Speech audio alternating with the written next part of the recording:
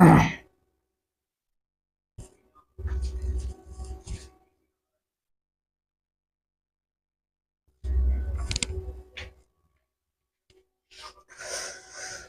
दोस्तों, मैं शिवा सर आप सभी प्रिय विद्यार्थियों का अपने YouTube चैनल कुछ क्लासेस में स्वागत करता हूं।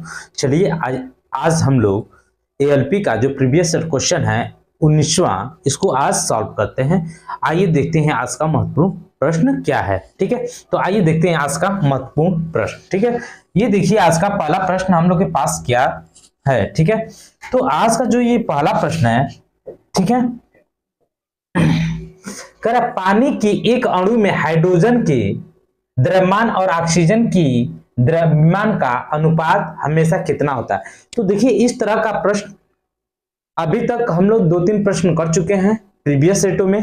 ठीक है, आइए इसको भी समझते हैं बेहतरीन तरीके से। ठीक है, तो देखिए सबसे पहले यहाँ पे परमाणु जो पानी के एक अणु में हाइड्रोजन और ऑक्सीजन की द्रव्यमान का अनुपात ये पूछ रहा है। तो सबसे पहले हम लोग जो पानी का रासायनिक सूत्र होता है इसको हम लोग लिख लेते हैं, H2O होता है। ठीक है, ये क्या है, पानी का रासायनिक सूत्र। ठीक है, अब इसमें हम लोग देखते हैं कि ये हाइड्रोजन और ऑक्सीजन का अनुपात पूछा है। ठीक है, तो यहाँ पे हाइड्रोजन के 2 परमाणु हैं और ऑक्सीजन का 1।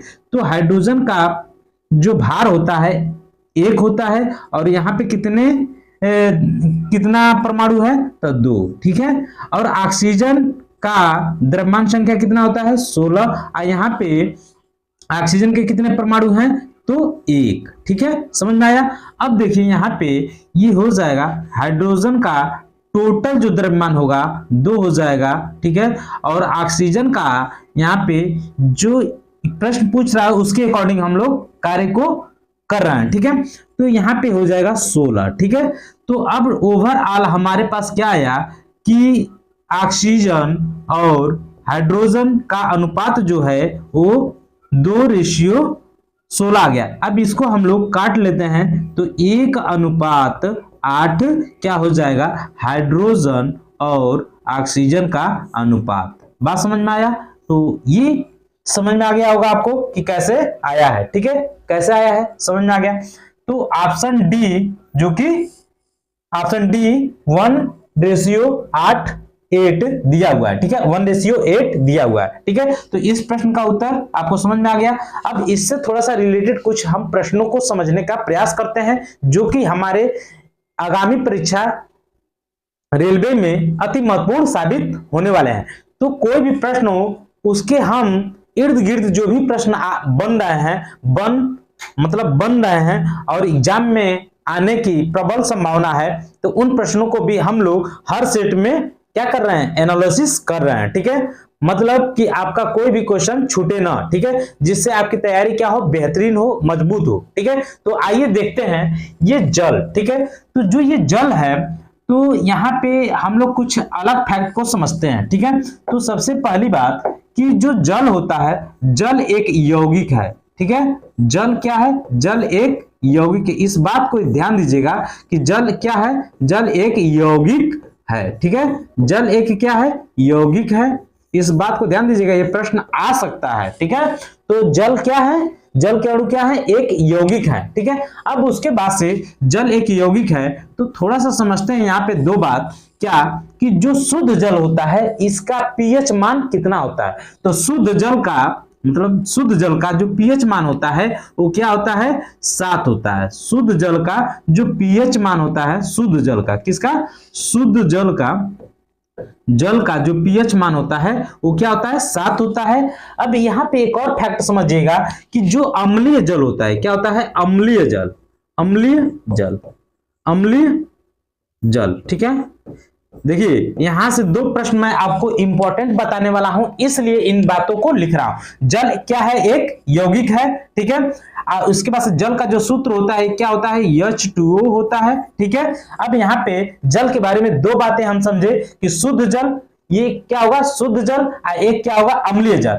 जो शुद्ध जल होता है इसका पीएच मान क्या होता है, 7 होता है। ठीक है, लेकिन जो ये शुद्ध जल होता है ना, ये विद्युत का क्या होता है, कुचालक होता है। ये विद्युत क्या होता है, कुचालक होता है। इस बात को ध्यान दीजिएगा कि ये विद्युत का क्या होता है, कुचालक होता है।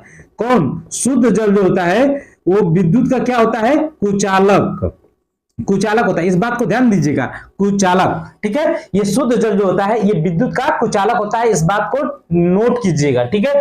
जो अम्लीय जल होता है ये विद्युत का क्या होता है, सुचालक होता है। ये विद्युत का क्या होता है, सुचालक होता है, सुचालक होता है। इस बात को ध्यान दीजिएगा, जो अम्लीय जल होता है ये विद्युत का सुचालक होता है, जो शुद्ध जल होता है ये विद्युत का कुचालक होता है। बात समझ में आ गया।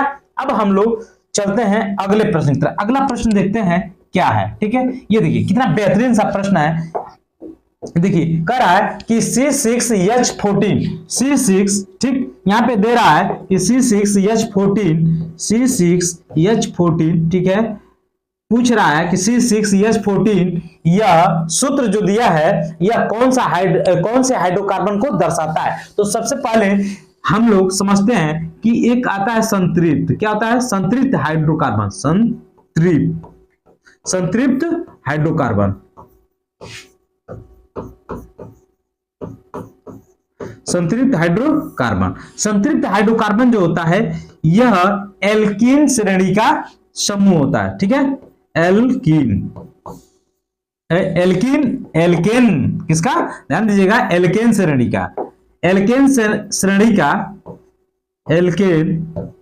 एल्केन श्रेणी के अंतर्गत ये आता है, ठीक है। जो एल्केन होता है ना, ये जो संतृप्त हाइड्रोकार्बन होता है ये कार्बन के बीच सिंगल बॉन्ड जनरेट करता है, ये कार्बन के बीच सिंगल बॉन्ड को जनरेट करता है। बात समझ में आ गया। यह कौन सा बंध करता है, एकल बंध, एकल बंध, कौन सा बंध, एकल बंध, ये बंध उत्पन्न करता है, ठीक है। अब ये एल्केन श्रेणी का कार्बन के बीच एकल बंध होता है। अब ये जो होता है इसके अंत में जो होता है एन शब्द आता है, क्या आता है, एन शब्द आता है।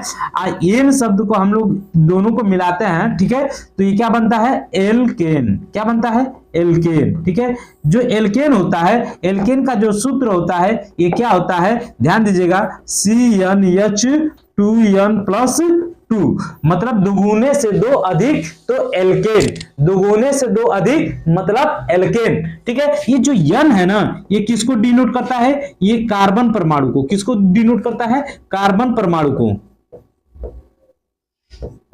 कार्बन परमाणु को। ये n जो होता है ये कार्बन परमाणु की संख्याओं को निरूपित करता है, बताता है। बात समझ में आ गया। तो यहाँ पे हम लोग संतृप्त हाइड्रोकार्बन को समझे, ये किस श्रेणी के अंतर्गत आता है, एल्केन श्रेणी के आता है। और ये इसमें कौन सा बंध पाया जाता है, तो एकल बंध पाया जाता है। इसके अंत में क्या आता है, एन शब्द आता है। और जब मिश्रित होता है तो एल्केन बन जाता है। और जैसे ये कैसे एल्केन बनता है इस बात को भी समझ लीजिए, एल्क प्लस एन को जब हम लोग मिलाते हैं, ठीक है, तो ये क्या बन जाता है, एल्केन, एल्केन, ठीक है, एल्केन। तो इसी एल्केन का जो सूत्र है ना ये क्या होता है, CnH2n+2 होता है, ठीक है। तो ये एल्केन, अब एल्केन का सूत्र जो n है ये कार्बन परमाणुओं की संख्या को बताता है, ठीक है। अब यहाँ पे हम लोग कुछ एल्क के नाम पढ़ेंगे, जैसे कुछ एल्क के नाम पढ़ लेते हैं। एल्क के कुछ नाम पढ़ते हैं।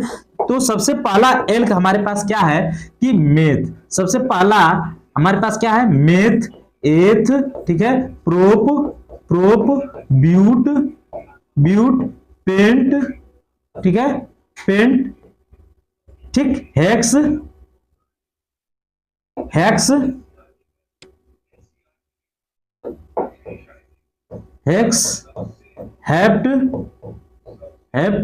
आक्ट, ठीक है।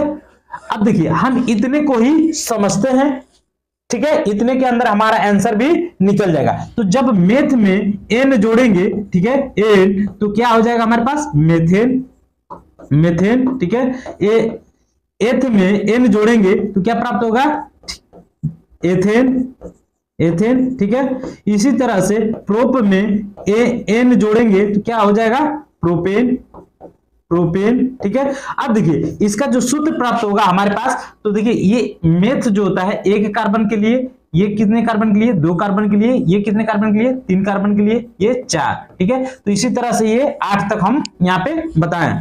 अब यहाँ पे मेथेन, एथेन, प्रोपेन, ठीक है, प्रोपेन, ये सभी प्राप्त हो गए। अब इसका जो सूत्र हम लोग निकालेंगे तो एक कार्बन के लिए क्या हो जाएगा CH4, ठीक है, ये क्या हो जाएगा C2H6, ठीक है। अब यहाँ पे हम लोग जब करेंगे C3, ठीक है, H8, अब जब 4 के लिए करेंगे तो क्या हो जाएगा ये हमारे पास तो ब्यूटेन हो जाएगा। अब ब्यूटेन का जो सूत्र हो जाएगा C4H10, पेंटेन के लिए जब करेंगे हम लोग तो क्या हो जाएगा C5H12, ठीक है। और जब हम हेक्स के लिए करेंगे मतलब हेक्सेन, ये क्या होगा हेक्सेन, हेक्सेन जो होगा ये क्या हो जाएगा C6H14, ठीक है, ये क्या हो जाएगा 14। बस समझ में आया। तो यहाँ पे देखिए इस प्रश्न का उत्तर क्या निकल के आया, C6H12 किसका हो रहा है हेक्सेन का। तो ऑप्शन बी में ये दिया हुआ है, जो कि ऑप्शन बी में दिया हुआ है। तो इस प्रश्न का उत्तर आपको समझ में आ गया होगा, ठीक है, कि क्या होने वाला है, ठीक है। तो ये समझ में आ गया। अब हम लोग चलते हैं अगले प्रश्न की तरफ, ठीक है। अगला प्रश्न देखते हैं कितना इंपॉर्टेंट है। हाँ, ये देखिए कितना बेहतरीन सा सवाल है, ठीक है। निम्न में से कौन सा घोल इन सभी में सबसे अम्लीय है, क्या है सबसे अम्लीय है, ठीक है, क्या है अम्लीय, ठीक है। बात समझिएगा कि कह रहा है कि कौन सा घोल सबसे अम्लीय है। तो हम लोग बाई ऑप्शन चेक करते हैं कि कौन सा, तो मतलब पहले इसका समझ लेते हैं कि जिस अम्ल का, ठीक है, जिसका घोल क्या, जिस अम्ल का घोल सबसे कम होगा उसकी अम्लीयता सबसे ज्यादा होगी। बात समझ में आया। जिसका पीएच मान क्या होगा सबसे कम होगा उसकी अम्लीयता सबसे ज्यादा होगी, जिसका मान क्या होगा कम होगा उसकी अम्लीयता ज्यादा होगी। अब देखते हैं यहाँ पे अकॉर्डिंग टू ऑप्शन, ठीक है, अकॉर्डिंग टू ऑप्शन देखते हैं पीएच मान 0 वाला घोल क्या हो जाएगा सबसे अधिक अम्लीय हो जाएगा। हमको पहले ही प्राप्त हो गया इसका आंसर, ठीक है। तो यहाँ पे देखते हैं ऑप्शन जो ए है ये क्या हो जाएगा करेक्ट हो जाएगा। ऑप्शन ए पीएच मान 0 वाला घोल क्या होगा सबसे ज्यादा अम्लीय होगा। समझ में आया। अब थोड़ा सा अम्ल आया है, तो अम्ल जो है अम्ल आया है तो ये क्या होता है जली विलयन में H+ आयन देता है। ये क्या देता है जली विलयन में H+ आयन ये डोनेट करता है, जिससे हम लोग अम्ल कहते हैं। आपको समझ में, आई होप आपको समझ में आ रहा होगा। हम लोग क्लास को कंटिन्यू करते हैं, चलते हैं अगले प्रश्न पे। देखते हैं अगला प्रश्न। ये देखिए ये कितना बेहतरीन प्रश्न है, ठीक है। कह रहा 10 केजी वजन वाले सूटकेस को उठाकर एक प्लेटफॉर्म पर खड़े यात्री द्वारा किया गया क्या। तो देखिए जब भी इस तरह का प्रश्न आपको नजर आए एग्जाम में, ठीक है, तो देखिए जब तक किसी भी व्यक्ति या कोई भी कार्य आप कर रहे हैं अगर उसमें विस्थापन नहीं होगा तो उसके कार्य में परिवर्तन नहीं होने वाला। अगर विस्थापन 0 है तो कार्य भी क्या होगा टोटल 0 होगा। तो यहां से आपको समझ में क्या आ रहा है कि अगर विस्थापन, अगर एक व्यक्ति 1 किलो 10 किलो नहीं मतलब 50 किलो का भी सामान लेके अगर एक जगह खड़ा है और उसका विस्थापन 0 है, मतलब वो कोई भी दूरी तय नहीं कर रहा है, ठीक है, तो उसका विस्थापन 0 होने की वजह से क्या हो जाएगा उसका कार्य क्या हो जाएगा 0 हो जाएगा। उसके द्वारा किया गया कार्य क्या हो जाएगा 0 हो जाएगा। आई होप आपको समझ में आ गया होगा। तो इस प्रश्न का जो उत्तर है ये क्या है ऑप्शन बी 0 जूल होगा। अब थोड़ा सा इससे रिलेटेड कुछ फैक्ट को भी हम लोग समझते हैं कि इसका फैक्ट क्या है, ठीक है। तो यहाँ पे जो कार्य है ना, कार्य, ठीक है, कार्य वर्क, ठीक है, वर्क, ठीक है। तो जो कार्य है ये किस किस परिस्थिति में 0 हो रहा है इसकी बातों को थोड़ा सा हम लोग समझते हैं। तो सबसे पहली बात क्या होता है कि जब भी बल और विस्थापन, ठीक है, बल और विस्थापन क्या हो एक दूसरे के लंबवत हो, मतलब जो बल होगा फोर्स होगा और डिस्प्लेसमेंट होगा, अगर ये लंबवत होंगे, ठीक है, थीटा क्या हो जाएगा 90 डिग्री हो जाएगा, तो कार्य क्या हो जाएगा हमारा 0 हो जाएगा, ठीक है। तो कार्य क्या हो जाएगा 0 हो जाएगा। दूसरी बात समझिएगा कि बल आरोपित होने पे, मतलब किसी भी पिंड पे या किसी भी वस्तु पे चाहे हम कितना भी बल लगा लें अगर वह विस्थापित नहीं होता है, चाहे हम कितना भी बल किसी भी कार्य को करने के लिए लगा लें, अगर वह उसका विस्थापन कुछ भी नहीं हो रहा है तो इस कंडीशन में भी बल क्या हो जाएगा, मतलब कार्य क्या हो जाएगा, शून्य हो जाएगा। मतलब दूसरी बात समझिए कि अगर हमारा बल क्या हो जाए, बल हमारा क्या हो कि मतलब कुछ भी हो, ठीक है, मतलब बल हम चाहे कितना भी लगा रहे हो, ठीक है, बल चाहे हम कितना भी लगा रहे हैं, अगर विस्थापन नहीं हो रहा है तो इस कंडीशन में क्या हो जाएगा कि हमारा कार्य शून्य हो जाएगा। मतलब यस इक्वल टू जीरो तो वर्क इक्वल टू भी क्या हो जाएगा, जीरो। अगर विस्थापन नहीं हुआ, बल चाहे कितना भी लगाए, विस्थापन नहीं हुआ तो कार्य भी क्या हो जाएगा, इस कंडीशन में जीरो हो जाएगा। समझ में आया। अब तीसरी बात जो है, ये बहुत इंपॉर्टेंट बात है, पिंड पर लगने वाला बल, पिंड पर लगने वाला बल शून्य है। अगर पिंड पे हम शून्य बल लगा रहे हैं, ठीक, कोई बल ही नहीं लगा रहे हैं, तो इस कंडीशन में भी कार्य क्या होगा, हमारा शून्य होगा। मतलब बल हमारा क्या लग रहा है, जीरो, मतलब शून्य बल लग रहा है तो कार्य हमारा क्या हो जाएगा, जीरो हो जाएगा। ठीक है, तो ये तीन बातें आपको समझ में आ गई होगी, मुझे पता है। अब इसको समझिए एक बार और से, ठीक है, कि बल और विस्थापन, बल और विस्थापन के भी लंबवत हो, बल और विस्थापन एक दूसरे के लंबवत हो तो थीटा इक्वल टू 90, थीटा 90 होने की वजह से जो कार्य होगा वो शून्य हो जाएगा। जो कार्य का सूत्र होता है, कार्य इक्वल टू होता है एफ, ठीक है, यस, ठीक है, एफ यस, या इस तरह से भी दिया रहता है, ठीक है, ये भी सूत्र जब एंगल दिया होता है तब ये सूत्र यूज किया जाता है, ठीक है, कॉस, ठीक है, थीटा। बात समझ में आया। तो ये हमारा कार्य का सूत्र है। ठीक है, तो इन तीन बातों को समझते हैं। पहली बात समझ में आ गया। दूसरी बात, अगर किसी भी मतलब किसी भी वस्तु पे, ठीक है, अगर हम बल लगा रहे हैं, अब विस्थापन नहीं हो रहा है, विस्थापन शून्य है, किसी भी वस्तु पिंड पे अगर बल लगा रहे हैं, अब विस्थापन शून्य है, तो उस कंडीशन में कार्य किया गया कार्य क्या होगा, शून्य हो जाएगा। अगर हम किसी भी पिंड पर लगने वाला बल, किसी भी पिंड पे लगने वाला बल, किसी भी पिंड पर लगने वाला बल अगर शून्य है तो उसका कार्य भी क्या हो जाएगा, शून्य होगा। समझ में आ गया। अब हम लोग चलते हैं अगले प्रश्न पे, देखते हैं अगला प्रश्न। हाँ, ये देखिए क्या कह रहा है कि किस प्रकार के प्रजनन में अधिक विविधताएं उत्पन्न होती हैं। तो इस प्रश्न किस प्रकार के प्रजनन में अधिक विविधताएं उत्पन्न होती हैं, तो होती हैं लैंगिक प्रजनन में। लैंगिक प्रजनन में क्या होता है, अधिक विविधताएं उत्पन्न होती हैं। बात समझ में आया। अधिक विविधताएं के प्रजनन मतलब किस प्रजनन में अधिक विविधताएं उत्पन्न होती हैं, तो लैंगिक प्रजनन में अधिक विविधताएं उत्पन्न होती हैं। ठीक है, बात समझ में आ गया। अब थोड़ा सा यहाँ पे एक फैक्ट को समझते हैं कि जो जीवाणु होते हैं, जीवाणुओं में, ये बहुत इंपॉर्टेंट बात बता रहा हूं आपको। ठीक है, जीवाणुओं में, ठीक है, क्या होता है, जीवाणुओं में युग्मक, ठीक है, ध्यान दीजिएगा थोड़ा सा कि जीवाणुओं में न तो युग्मक का निर्माण होता है और न ही निषेचन होता है। ठीक है, तो इसमें एक बात ध्यान दीजिएगा कि इसमें न तो क्या होता है, न तो युग्मक का निर्माण होता है और न ही क्या होता है, न ही, ठीक है, न ही निषेचन होता है।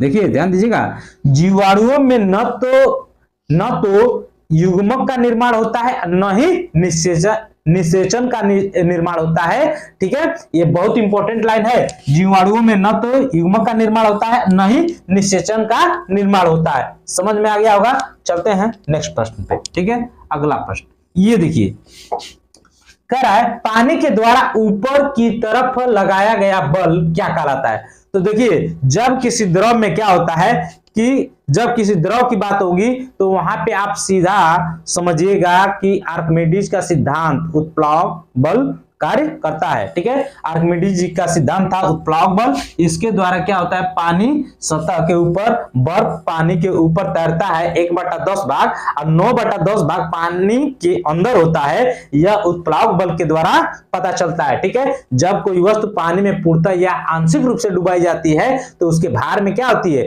जो कमी महसूस होती है, तो वह उस जो भार मतलब उस वस्तु द्वारा हटाया गया जो भार होता है, मतलब द्रव्यमान होता है, उसके द्वारा हटाया गया जो भार होता है, वह कमी उत्प्लावक बल को दर्शाता है। बात समझ में आया? तो एक बार और रिपीट कर लेते हैं। जब कोई वस्तु आंशिक पूर्ण या आंशिक रूप से डुबोई जाती है तो उसके भार में कमी महसूस होती है। वह कमी या भार उस वस्तु द्वारा हटाया गया कमी या भार के बराबर होता है। समझ में आ गया? तो यह आर्किमिडीज का सिद्धांत था। किसका? आर्किमिडीज के सिद्धांत उत्प्लावक बल के बारे में बताया गया था। तो यहां से प्रश्न का उत्तर निकल गया ऑप्शन सी, पानी के द्वारा ऊपर की तरफ लगाया गया बल क्या कहलाता है, उत्प्लावक बल कहलाता है। ठीक है, तो चलते हैं अगले प्रश्न पे। अगला प्रश्न देखते हैं। ये देखिए कह रहा है, क्या कह रहा है कि अगर किसी चालक का प्रतिरोध आधा कर दिया जाए तो इसका उसमीय, ठीक है, इसका उसमीय प्रभाव हो जाएगा। तो इस प्रश्न का मतलब समझिएगा कि देखिए यहाँ प्रतिरोध और उष्मा की बात किया है, तो हम लोग सूत्र कौन सा यूज करेंगे, S equal to I square R T का सूत्र यूज करेंगे। ठीक है, अब यहाँ पे जो प्रतिरोध है, तो ये जो हमारा उसमें प्रभाव यद ये प्रोपोर्शनल होता है आर के। ठीक है, अगर देखिए आर बढ़ेगा तो यच भी बढ़ेगा, अगर आर घटेगा तो यच भी घटेगा, मतलब प्रतिरोध बढ़ेगा तो उसमें प्रभाव भी बढ़ेगा। अगर ये प्रतिरोध आधा होगा तो ये भी क्या हो जाएगा, आधा हो जाएगा। तो यहाँ पे जो प्रश्न कर रहा है कि उसमें प्रभाव क्या होगा, मतलब प्रतिरोध आधा हो रहा है, तो अगर प्रतिरोध आधा हो रहा है तो उसमें प्रभाव भी क्या हो जाएगा, आधा हो जाएगा। बात समझ में आया? यहाँ पे इस प्रश्न का उत्तर ये होगा कि जब प्रतिरोध आधा होगा तो उसमें प्रभाव भी आधा हो जाएगा। आई होप आपको समझ में आ गया होगा। और जब भी इस तरह का प्रश्न आए तो ये समझिएगा जहां समानुपाती का चिन्ह लगा होगा, ठीक है, वहां पे एक दूसरे के क्या होंगे, बराबर होंगे। ठीक है, और जब इनवर्सली प्रोपोर्शनल लगा होगा तो एक बढ़ेगा तो दूसरा घटेगा, दूसरा घट रहा है तो अगला बढ़ेगा, यह समझना पड़ेगा आपको। ठीक है, तो यहाँ समानुपाती का चिन्ह लगा है तो ये एक दूसरे के समान है। अगर प्रतिरोध बढ़ रहा है तो उसमें प्रभाव भी बढ़ेगा। समझ में आ गया होगा? इस प्रश्न का उत्तर क्या होगा, ऑप्शन बी करेक्ट है, जो कि ऑप्शन बी में दिया हुआ है। ठीक है, चलते हैं अगले प्रश्न की तरफ। अगला प्रश्न देखते हैं। हाँ, ये देखिए कितना शानदार है। मैं बताया हूं आपको कि जब भी न्यूमेरिकल दिखे आपको एग्जाम में तो first of all you write down given the numerical value. Understand? समझ में आ रहा होगा आपको कि क्या समझना है यहाँ पे कि जब भी न्यूमेरिकल दिया हो तो न्यूमेरिकल को पढ़िए और उसमें जो संख्यात्मक मान दिए हुए हैं अकॉर्डिंग टू यूनिट्स, तो सबसे पहले उनको लिखिए और उसके बाद से सोचा विचारा जाएगा कि कौन सा सूत्र लगेगा। तो आइए देखते हैं, प्रश्न को पढ़ते हैं और देखते हैं क्या क्या गिवन है। ठीक है, जब 21 न्यूटन, तो 21 न्यूटन मतलब बल की बात हो रहा है। ठीक है, एफ दिया हुआ है यहाँ पे 21 न्यूटन। ठीक है, ये आपको समझना पड़ेगा कि बल का मात्रक न्यूटन भी होता है। ठीक है, तो ये समझिए। ठीक है, अब कह रहा है कि 21 न्यूटन, अब कह रहा है बल को 3 केजी द्रव्यमान वाली वस्तु पर लगाया जाता है। तो ये द्रव्यमान जो होता है किसका होता है, मास का होता है। तो m इक्वल टू 3 केजी दिया हुआ है, समझिएगा। और जाता है तो उत्पन्न त्वरण होगा, तो त्वरण मतलब एक्सेलरेशन आपसे पूछ रहा है, यहाँ पे एक्सेलरेशन पूछ रहा है। तो हम लोग जब गुरुत्वाकर्षण न्यूटन के गति का दूसरा नियम पढ़ते हैं तो उसमें बल का जो सूत्र निगमन करते हैं तो वही सूत्र यहाँ पे लगने वाला है, जो न्यूटन का गति का दूसरा नियम है। ठीक है, तो यहाँ पे दिया है F इक्वल टू, ठीक है, ma।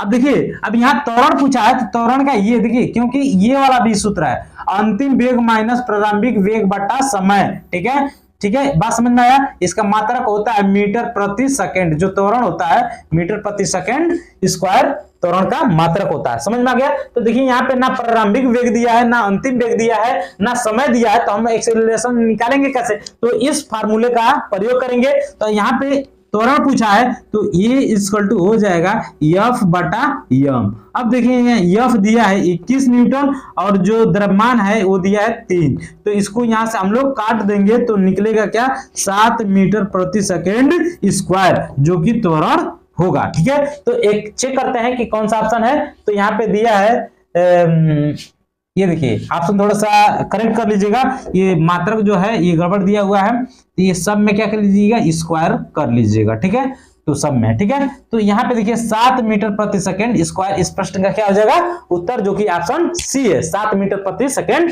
स्क्वायर, इसका क्या हो जाएगा उत्तर हो जाएगा। अब हम लोग डिस्कस करते हैं अगले प्रश्न को। अगला प्रश्न देखते हैं क्या है। ये देखिए कह रहा है मानव मस्तिष्क में ध्वनि की अनुगुंज है ये, ठीक है, अनुगुंज, ठीक है, अनुगुंज, गंज नहीं है, अनुगुंज कितनी देर तक कायम रहती है? तो देखिए जब एक मनुष्य के द्वारा स्पष्ट ध्वनि को सुनी जाती है, जब मनुष्य के द्वारा स्पष्ट ध्वनि को सुनी जाती है तो 0.1 सेकेंड के दौरान सुनी जाती है, के दौरान सुनी जाती है। कितने के दौरान? 0.1 सेकेंड के दौरान सुनी जाती है। अगर 0.1 सेकेंड के दौरान ही कोई दो बातें हमको सुनाई देती हैं तो वो स्पष्ट रूप से सुनाई नहीं देती हैं। तो ये ध्यान दीजिएगा कि 0.1 सेकेंड तक क्या होता है कि गूंज हमें सुनाई, स्पष्ट गूंज सुनाई देती है। ठीक है, मतलब जो आवाज होती है हमारे कान तक पहुंचती है वह 0.1 सेकेंड तक सुनाई देती है। अगर इसी 0.1 सेकेंड के दौरान दो बातें अगर हमारे कान तक पहुंचती हैं तो वह स्पष्ट सुनाई नहीं देंगी। बात समझ में आ गया। तो इस प्रश्न का उत्तर जो होगा वो क्या होने वाला है? 0.1 सेकेंड। ठीक है, 0.1 सेकेंड। ठीक है, ये सभी में कर लीजिएगा यस। ठीक है, तो मानव मस्तिष्क में ध्वनि की अनुगुंज कितनी देर तक रहती है? 0.1 सेकेंड तक रहती है। बात समझ में आ गया। अब हम लोग चलते हैं अगले प्रश्न पे। अगला प्रश्न देखते हैं। ये देखिए कह रहा है पौधे का नर प्रजनन अंग है, पौधे का नर प्रजनन अंग है। तो देखिए अभी हम लोग प्रश्न का उत्तर जानने से पहले इसके बारे में थोड़ा सा कुछ पढ़ते हैं, वहां से इस प्रश्न का उत्तर निकालेंगे। ठीक है, तो सबसे पहले पढ़ते हैं पौधा जो होता है, पौधे में प्रजनन, पौधे में प्रजनन। तो ये एक होता है पुंकेसर। क्या होता है? पुंकेसर, पुंकेसर। ठीक है, एक होता है स्त्रीकेसर,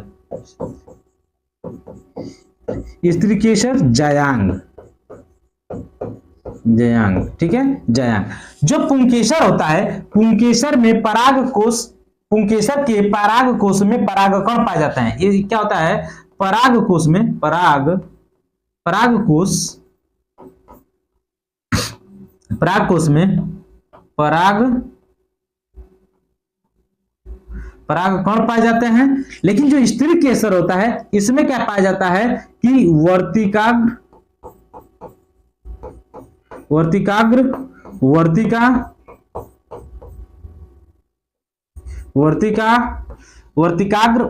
और अंडाशय। ठीक है, ये पाया जाता है कहां पे? ये पाया जाता है जायांग में। अब देखिए जो ये जायांग होता है ये वास्तविक क्या होता है? वास्तविक मादा भाग होता है। क्या होता है? मादा भाग होता है। ठीक है, ये जो पुंकेसर होता है ना ये वास्तविक नर भाग होता है। ये क्या होता है? वास्तविक नर भाग होता है। बात समझिएगा, वास्तविक नर भाग होता है। तो आपको यहां से समझ में आ गया होगा कि जो वर्तिकाग्र, अंडाशय, ये तीनों के तीनों कौन से हैं? जायांग मतलब स्त्री वाले भाग हैं। और जो ये पुंकेसर है, ये पुंकेसर क्या है? ये पौधे का नर जनन भाग होता है। ये पौधे का नर जनन भाग होता है। आपको समझ में आ गया होगा। अब थोड़ा सा यहाँ पे हम लोग क्या डिस्कस करने वाले हैं कि जो पुष्प होता है, पुष्प में, ठीक है, पुष्प के 4 मुख्य भाग होते हैं। पुष्प के 4 मुख्य भाग होते हैं। तो पुष्प के 4 मुख्य भाग जो होते हैं, 4 मुख्य भाग पुष्प के, ठीक है, समझिएगा कि जो पुष्प होते हैं उसके 4 मुख्य भाग, पुष्प के 4 मुख्य भाग कौन कौन से हैं? तो सबसे पहला होता है बाह्य दलपुंज, दलपुंज, उसके बाद से क्या होता है पुमंग और जायांग, ठीक है। तो पहला क्या होगा हमारे पास बाह्य दलपुंज,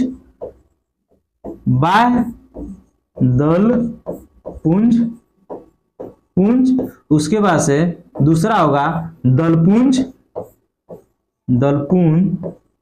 उसके बाद से तीसरा जो होगा वो पुमंग, उसके बाद से जो चौथा होगा ये क्या होगा बाह्य दलपुंज, पुमंग और जायांग, क्या होगा जायांग। आई होप आपको समझ में आ रहा होगा। पौधे के 4 मुख्य भाग कौन कौन सा है? बाह्य दलपुंज, पुमंग, जायांग, ये पौधे के मुख्य 4 भाग हैं, पुष्प के 4 मुख्य भाग हैं जिनके द्वारा क्या होता है प्रजनन होता है, ठीक है। तो अब हम लोग चलते हैं अगले प्रश्न। अगला प्रश्न देखते हैं क्या है। ये देखिए क्या रहा है, अत्यधिक प्रतिरोध वाले चालक को क्या कहा जाता है? अत्यधिक प्रतिरोध वाले चालक को क्या कहा जाता है? अत्यधिक प्रतिरोध वाले चालक को हम लोग प्रतिरोध कहते हैं। क्या कहते हैं? प्रतिरोध कहते हैं, रजिस्टर कहते हैं। क्या कहते हैं? रजिस्टर कहते हैं। बात समझ में आया? रजिस्टर कहते हैं। अत्यधिक प्रतिरोध वाले चालक को क्या कहा जाता है? तो रजिस्टर प्रतिरोधक कहते हैं, ठीक है। बात समझ में आ गया। अब एक यहाँ पे बात हम लोग समझेंगे, एक इंपॉर्टेंट फैक्ट, ठीक है। क्या है कि ताप के बढ़ने से चालक का प्रतिरोध बढ़ जाता है, ठीक है। ताप के बढ़ने से, ध्यान दीजिएगा, तापमान के, ठीक है, तापमान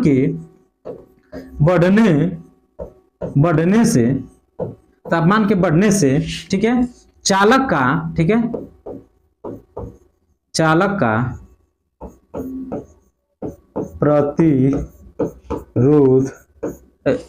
चालक का क्या होता है? प्रतिरोध बढ़ जाता है,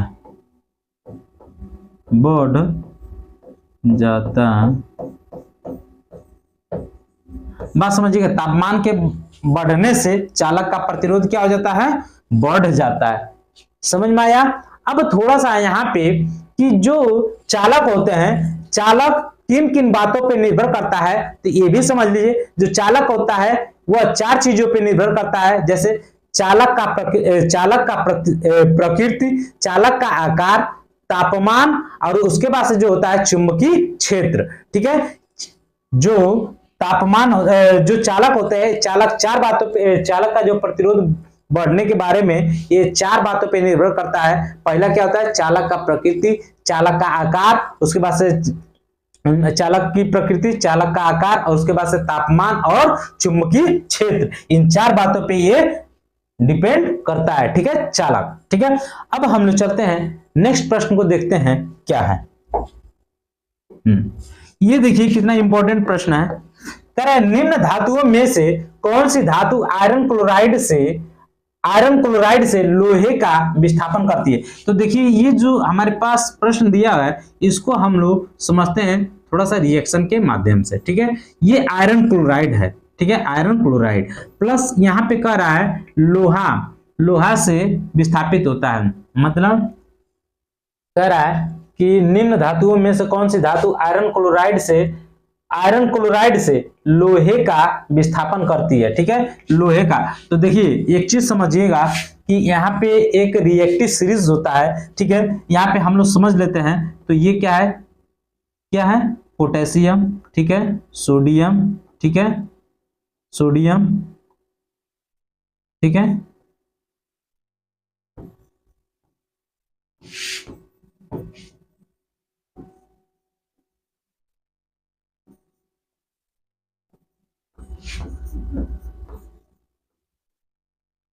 ये देखिए ये हमारे पास रिएक्टिव सीरीज है।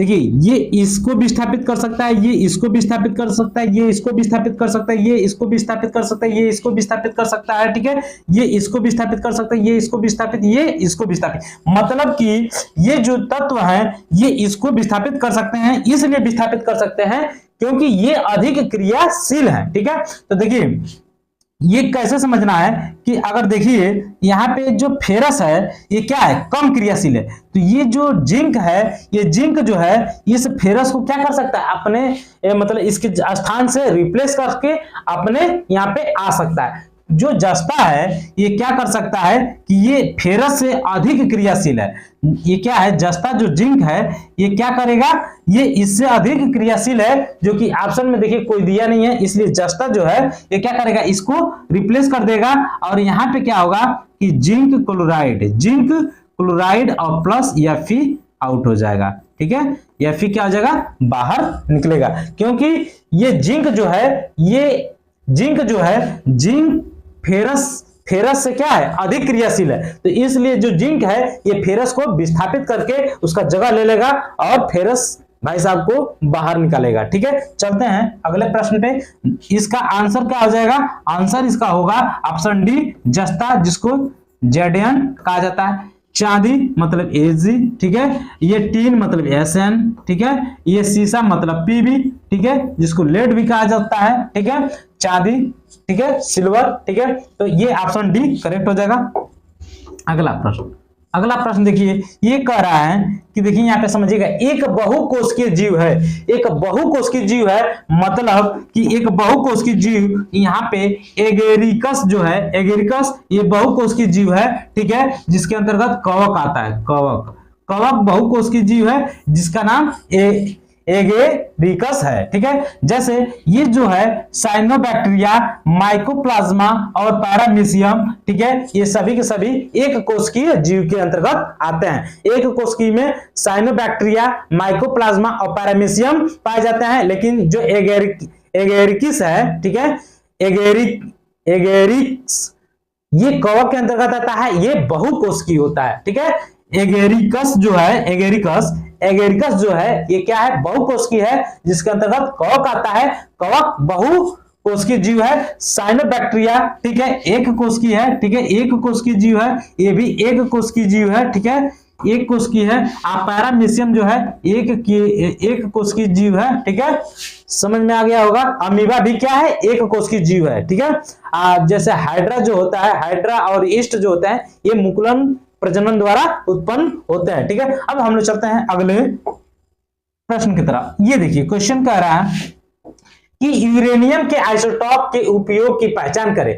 तो यूरेनियम के आइसोटॉप के उपयोग की हम लोग बात करें तो जो परमाणु रिएक्टर में ईंधन के रूप में कार्य करता है वह आइसोटॉप यूरेनियम U-235 यूरेनियम 235 जो होता है ये परमाणु रिएक्टर में, ठीक है, परमाणु भट्टियों में ईंधन के रूप में कार्य करता है, जो कि क्या होता है, यूरेनियम के आइसोटॉप्स, ठीक है, परमाणु रिएक्टर में कार्य करते हैं। परमाणु रिएक्टर में ये परमाणु भट्टियों में ये ईंधन के रूप में कार्य करते हैं, कौन, यूरेनियम के आइसोटॉप्स, ठीक है। नेक्स्ट प्रश्न को देखते हैं। अगला प्रश्न ये कह रहा है पार्थेनो, ठीक है, पार्थेनो कार्पी को किसके रूप में परिभाषित किया जाता है। तो पार्थेनो कार्पी को निषेचन के बिना फलों के विकास में प्रयोग किया जाता है, निषेचन के बिना फलों के विकास में किया जाता है। तो ऑप्शन यहाँ पे दिख रहा है, ऑप्शन डी, निषेचन के बिना फलों के विकास में किया जाता है।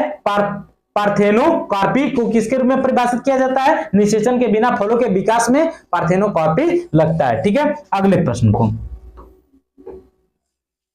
अब देखिए, ये कह रहा है किसी एक सेल में समायोजित किया जा सकने वाला इलेक्ट्रॉन की अधिकतम संख्या किस सूत्र पर निर्भर करती है। तो जो बोर एंड बरी का नियम था 2n स्क्वायर, क्या 2n स्क्वायर, बोर बरी के नियम के अनुसार 2n स्क्वायर जो है ये क्या बताता है, किसी भी कोश में अधिकतम इलेक्ट्रॉन की संख्या को बताता है, अधिकतम, ठीक है, अधिकतम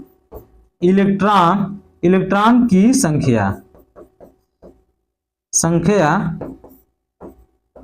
को बताता है,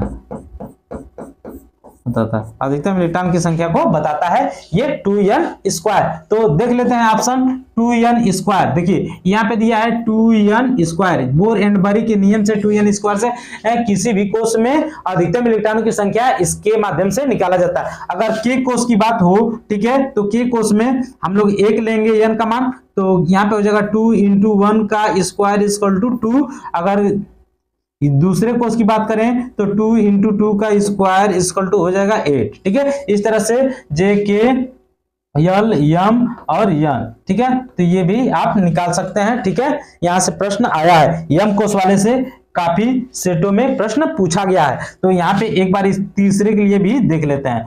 ठीक है, 3 का स्क्वायर मतलब 9 दूना 18। ठीक है, तो यम कोष में यह तीसरे कोष की बात हो रही है, तीसरे कोष में क्या होता है 18 अधिकतम इलेक्ट्रॉन भरे जाते हैं। ठीक है, अब हम लोग चलते हैं अगले प्रश्न की तरफ। अगला प्रश्न देखते हैं क्या है, कह रहा है फास्फोरस के एक अणु में कितने संयोजी इलेक्ट्रॉन। तो सबसे पहले हम लोग समझ लेते हैं संयोजी इलेक्ट्रॉन क्या होता है। तो जब भी हम इलेक्ट्रॉनिक विन्यास लिखते हैं तो इलेक्ट्रॉनिक विन्यास के जो अंतिम कक्षा में चाहे बाहरी कोष में जो इलेक्ट्रॉन उपस्थित होते हैं, ठीक है, बाहरी कोष में जो अधिकतम इलेक्ट्रॉन उपस्थित होते हैं उनको हम लोग क्या कहते हैं, संयोजी इलेक्ट्रॉन कहते हैं। बात समझ में आया। तो यहाँ पे देखते हैं फास्फोरस। तो फास्फोरस का जो परमाणु क्रमांक है, फास्फोरस का प्रतीक P होता है, इसका परमाणु क्रमांक 15 होता है। इसका हम लोग इलेक्ट्रॉनिक विन्यास लिख लेते हैं, ये होता है। ठीक है, तो 5। तो यहाँ पे देखिए इसके बाहरी कोष में कितने इलेक्ट्रॉन है, बाहरी कोष में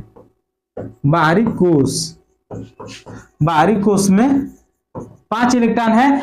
इसी को हम लोग क्या बोलते हैं, संयोजी इलेक्ट्रॉन। इसी को क्या बोलते हैं, संयोजी। ठीक है, ये थोड़ा सही कर लीजिएगा,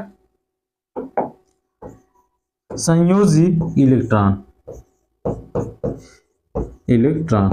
ठीक है, समझ में आया। संयोजी इलेक्ट्रॉन क्या होता है, इस तरह का अगर प्रश्न आपसे पूछता है एग्जाम में, संयोजी इलेक्ट्रॉन बताइए, तो देखिए सबसे पहले तो इस जो परमाणु का प्रतीक आपको आना चाहिए। तो प्रतीक आपका फास्फोरस P, इसका परमाणु क्रमांक आना चाहिए, तभी तो इलेक्ट्रॉनिक विन्यास लिखेंगे आप। ठीक है, इलेक्ट्रॉनिक विन्यास मतलब इसके बाहरी कोष में कितने इलेक्ट्रॉन है, तो इसके बाहरी कोष में 5 इलेक्ट्रॉन है, और यही 5 इलेक्ट्रॉन जो है हमारा क्या हो जाएगा कि संयोजी इलेक्ट्रॉन होगा। ठीक है, तो चलते हैं हम लोग अगले प्रश्न पे। अगला प्रश्न देखते हैं, ये देखिए, हाँ, ये जो प्रश्न दिया है ये क्या है, कह रहा है कि शक्ति की इकाई को क्या कहा जाता है। शक्ति की इकाई को क्या कहा जाता है, तो वाट कहा जाता है। शक्ति का जो मात्रक होता है, पावर, तो मात्रक कर रहे हैं, इसका सूत्र जो होता है वर्क अपॉन टाइम, और कार्य का मात्रक क्या होता है, जूल। ठीक है, और इसका मात्र समय का सेकेंड होता है। बस समझा। तो इसका अगर ऑप्शन में वाट न दिया हो तो जूल प्रति सेकेंड भी इसका एक मात्रक है शक्ति का। ठीक है, समझ में आ गया।